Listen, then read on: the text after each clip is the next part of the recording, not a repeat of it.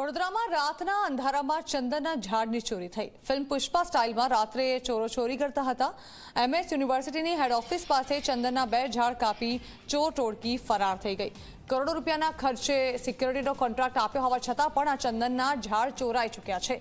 Security contractor પર પણ સવાલ ઉઠી રહ્યા છે। ચંદનના ઝાડને સાચવવા માટે લોખંડની જાળી પણ લગાવવામાં આવી છે, છતાં પણ ચંદન ચોરો ઝાડની ચોરી કરવામાં સફળ થયા છે। ટ્રી કટર મશીનથી ઝાડ કાપીને ચોરી કરીને લઈ ગયા છે આ તસ્કરો। સિક્યુરિટી ઓફિસર સુદર્શનવાળાની બેદરકારી છતાં જવાબ આપવાનું તેણે ટાળ્યું હતું। પોલીસ ફરિયાદ કરવા જઉં છું તેમ કહીને ભાગ્યા।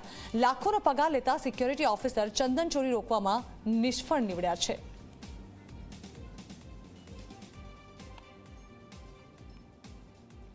વીસી બંગલોમાં પણ આજે થોડા સમય પહેલાં ચંદનના ઝાડની ચોરી થઈ હતી, તેમ છતાં તે ચોરો કોણ હતું એ પકડાવવામાં આવ્યું નહીં, જેના કારણે આજે બીજો બનાવ MS યુનિવર્સિટીની હેડ ઓફિસ, જે હેડ ઓફિસ એકદમ ચુસ્ત સિક્યુરિટીની વચ્ચે આવેલી હોય, વિજિલન્સ ઓફિસરની પોતાની ઓફિસ આવેલી હોય, તેમ છતાં ચોરો એટલા બેફામ બની ગયા છે કે એક જ દિવસમાં 2 ચંદનના ઝાડની ચોરી હેડ ઓફિસની અંદરથી કરી ગયા હોય। એટલે સિક્યુરિટી કંઈક ને કંઈક પોતાની જવાબદારી નિભાવતી નથી, બેદરકારી દાખવે છે, જેના કારણે આજે ચોરો બેફામ બની ગયા છે। આથી થોડા સમય પહેલાં પણ તમારી ચેનલના માધ્યમથી મેં કીધું હતું કે 2500 કેમેરા લગાવવાની વાત થઈ હતી, તેમાં પણ ખાલી 250 જ કેમેરા લાગ્યા, જેમાં 200 કેમેરા બંધ હાલતમાં હતા અને 50 જ કેમેરા ચાલુ હતા, જેનો પણ ફાયદો ઉઠાવવા માંગતા હોય આ ચોર, જેના કારણે રાતે આવીને આટલી ચુસ્ત સિક્યુરિટીની વચ્ચે આવીને ચંદનના ઝાડની ચોરી કરી ગયા છે।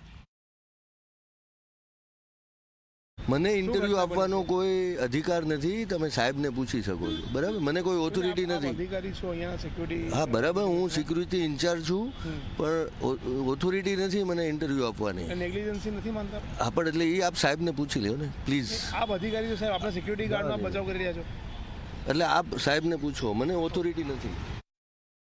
પુષ્પા 2 ફિલ્મ આવતાની સાથે જ વડોદરામાં ચંદન ચોર ટોળકી સક્રિય થઈ છે અને ચંદન ચોર ટોળકી MS યુનિવર્સિટીમાં ત્રાટકી છે। આપ જોઈ શકો છો કે MS યુનિવર્સિટીનું હેડ ઓફિસ છે, તેની પાસે આવેલા 2 ચંદનના જે ઝાડ છે તેને રાતના અંધારામાં તસ્કરો આવીને ટ્રી કટર મશીનથી કાપીને લઈ ગયા છે અને તેને લઈને MS યુનિવર્સિટીની સિક્યુરિટી પર અનેક સવાલો ઉઠી રહ્યા છે। સિક્યુરિટીનો કરોડો રૂપિયાનો કોન્ટ્રાક્ટ યુનિવર્સિટી દ્વારા આપવામાં આવે છે, તેમ છતાં પણ સિક્યુરિટી ગાર્ડ શું કરતા હતા તે સવાલ અહીંયા ઉઠવા પામી રહ્યો છે। આ લોખંડની જાળી લગાવવામાં આવી છે, તેમ છતાં પણ ચંદન ચોર ટોળકી દ્વારા જે ઝાડો છે તે કાપીને લઈ જવામાં તેઓ સફળ થયા છે। ત્યારે એ જ સવાલ ઉઠી રહ્યો છે કે અનેક વખત યુનિવર્સિટીમાં ચંદનની ચોરી થતી હોય છે, તેમ છતાં પણ કંઈ પણ ધ્યાન આપવામાં નથી આવી રહ્યું। એક અમૂલ્ય વારસો છે આ યુનિવર્સિટીનો, પરંતુ તે વારસાને પણ સાચવવામાં યુનિવર્સિટીના સત્તાધીશો અને સિક્યુરિટી ગાર્ડ્સ નિષ્ફળ નીવડી રહ્યા હોય તેવું લાગી રહ્યું છે। ત્યારે શું આ સમગ્ર મામલામાં યુનિવર્સિટી સત્તાધીશો તરફથી કોઈ પોલીસ ફરિયાદ દાખલ કરવામાં આવશે તે સવાલ અહીંયા ઉઠી રહ્યા છે, અને જો પોલીસ ફરિયાદ દાખલ થશે તો પોલીસ ચંદન ચોર ટોળકી સુધી પહોંચશે તે હવે જોવું રહ્યું। કેમેરામેન મુકુંદ દવે સાથે રવિ અગ્રવાલ, ઝી મીડિયા, વડોદરા।